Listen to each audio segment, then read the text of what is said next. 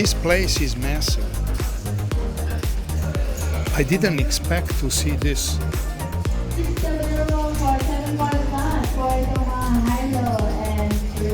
There's 19 tables full. They have 27 tables. I'm on a list for 3-5 game.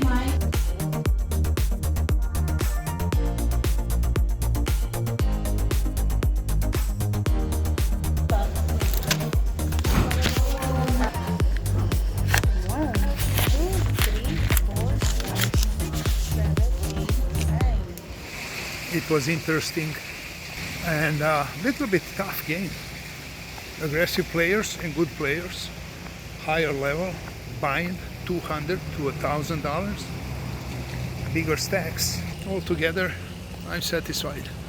I'll tell you a couple stories about it.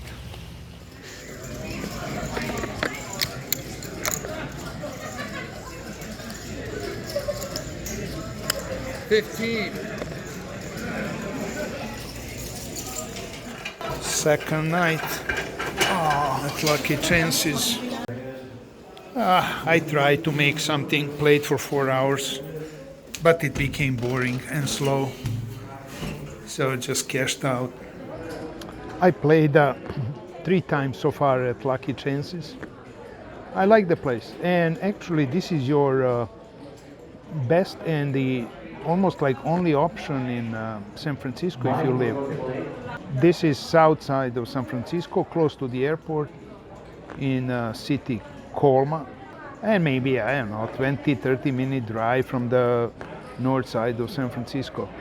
It's interesting place. They have all kinds of games regularly, 7-card stud regularly. Omaha goes all the time. Limit games and then no limit hold'em 1-2-2 with buying $40 to $200, but it's really interesting. Small blind, big blind, and button post $1. Then to open, it's $4. You cannot limp for 2.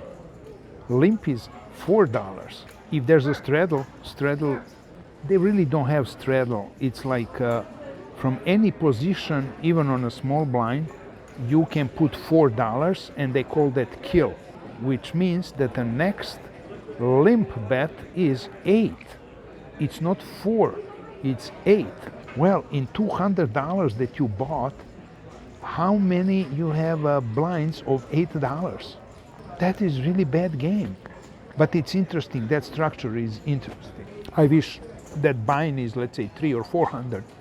Next level is buying 200 up to 1,000, and it's 3-5 game without any weird stuff. So I played both of them and had relatively success.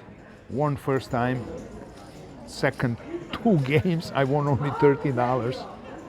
I was down both times, then I catch up, and when I have my money back I leave. There's interesting couple hands, nothing special happened in all those sessions. I came and in a 3-5 game I was at the feeder table. The first hand, immediately, I'm in a cutoff. I have 9-7 of clubs. There was no raise, so I limp for $5. And the flop is Jack 10-8, so I have a straight. Everybody checks, I bet 20. Kid next to me, he had like little bigger stack. He makes it 50. I just sat down, and I have $300, and it's my first hand. So I look at him, and I said, I'm all in. He calls without thinking. I show my straight. Turn is deuce, river is queen. He shows 9-3 and said, this saved me. 9-3, calling my all in. So we chopped that, no big deal. After about 30-40 minutes, they moved me to a main game. And again, interesting, in the first hand I got, I have ace-jack offsuit, and there was straddle $10. So I make it 25. Kid on my left, he had a stack like maybe 600-700. He bets 100. So from straddle 10, I make it 25, he makes it 100. There was something fishy about that, his bet, the way he did it, the way he stacked his chips, the way he pushed his body language. it was screaming to me that something is wrong. I didn't think too long. Something is wrong there, so I'm all in. He called like in a second. He beat me in the pot. I show ace jack. He shows pocket aces. So I knew something is wrong. I just read it the wrong way. Flop comes 10, 8, 6, turn is 9, and the river is, yes, queen. Ace is cracked. Double up. Little lucky, your friend here. I was ready for rebuy. Those are two hands. In first one, like I said, my opponent got lucky. In this one, I got lucky. Here's something interesting. These 4 tables, they are 3-5 game. 3 tables are must move. 1 table is the main game. So you're gonna start at this table, then you're gonna move to next must move table, then to third must move table, and maybe you're gonna end up in a main game. So you go to 3 levels of must move table. You have a must move to must move to must move, and then main game. Interesting, but maybe annoying. So I just finished my last session here at Lucky Chances. I'm up $64. I played 5 times, had 3 small wins, 1 big and 1 big loss. So altogether even. It's Tuesday and I'm ready to leave. I spent 5 days here. Casino is down there on the corner. That's like half block walk. But while we are here, let me show you something. Hills of Eternity. We're gonna go down there. I'm gonna show you something.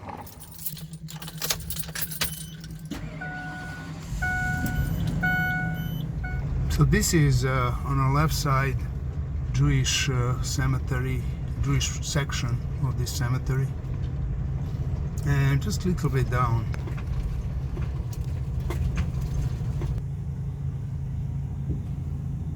And here to the left in this alley. So here, this is C. Meyer, and I think this is the section, like the street name, D1.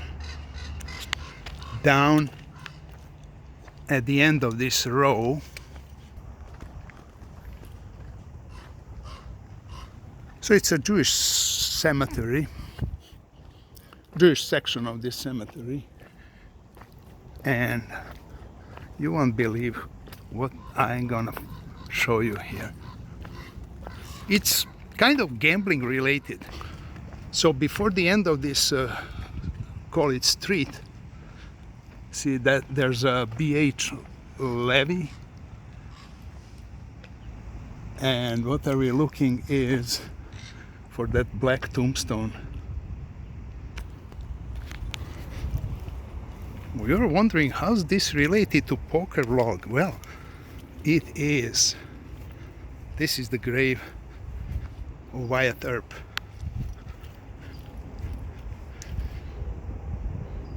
Wyatt Earp died 1929. His wife Josephine, she was Jewish, and that's why they're buried here. Wyatt Earp, I think, died in Nevada, and he was cremated in LA. And later, see, she lived 15 years more. They were buried here. Wyatt Earp was a gambler.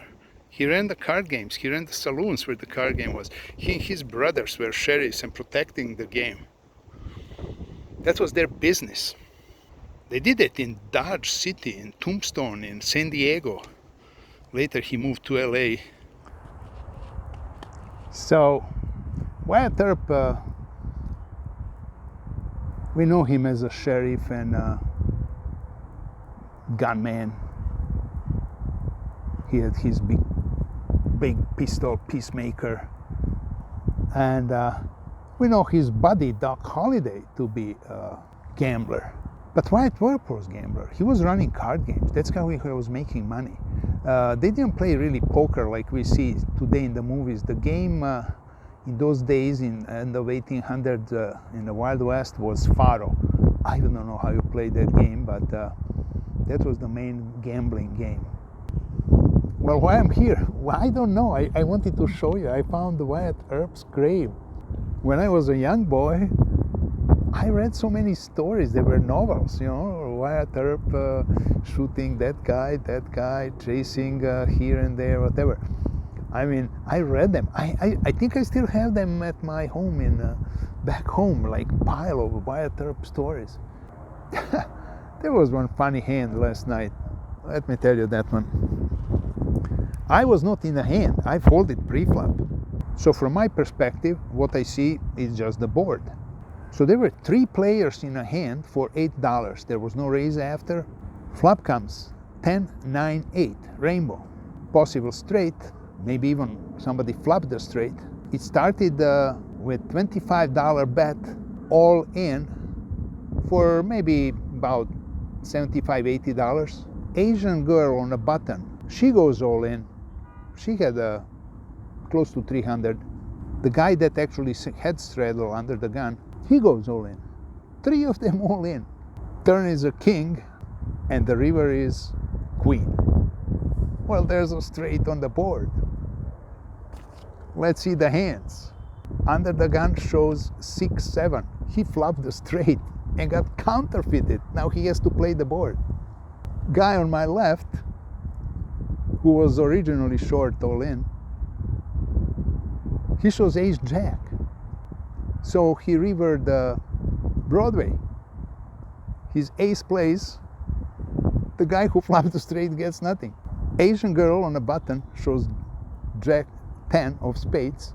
She got a side pot. Broadway wins it. I think it's amazing. 3 people in hand, and all 3 are after the straight. One flopped it, the other 2 with the jack, they're open-ended, they go all in, which I don't recommend. Kids, don't do that at home, going all in with a straight draw. And the board just kills them. That was funny for me. Well, what was not funny was previous night when I recorded a big loss that wiped out my first day win. I was in a 3-5 game, and I had in front of me about 350. I had pocket 8s. Somebody raised 15. I called that, and flop was 8, 9, 5. There was like probably 4 or 5 people on the flop. They checked to me and I bet 25. I get 3 callers. The pot is about $160, $70. I'm already calculating my next bet. If I bet 2/3 of a pot, it's like 120, maybe 115. I have about 300 in front of me. Turn card 6. Well, now we have there's a straight. 8-7 made it. I don't believe there's 7-4 or 10-7, but 8-7, that's what people play. Again, check to me and I bet 80. I get 1 caller on my left, and player in a seat 1 goes all in. I see there's a straight, but now there's enough money in the pot. There's enough money in the pot. My potential win is there probably about $800-900 pot. I have 10 outs. I call. River is an ace. Didn't make it. Guy on my left shows 8-9 for 2 pair. Seat 1 shows king 7 straight. Okay, rebuy. Rebuy at lucky chances. What does that give you? Like immediately 2 hands later, I'm on a button. I have 4-5 suited. There was again $15 raise, and I call it. Flop comes ace 9-3. I don't chase gut shots, and I don't do that. So everybody checks, I check. All right, free card. Deuce. All right, baby, I'm gonna get my money back. Let's see how. One of the guys bets 50. I put a little Hollywood act, and I go all in. Everybody folds. He calls. I show immediately. I always show immediately. There's no reason to wait and embarrass the other guy. He shows pocket 3s, so he flopped the set. River, deuce. board paired. Another rebuy. And that's how I recorded that loss, which is so annoying. You understand? Loss, 2 hands.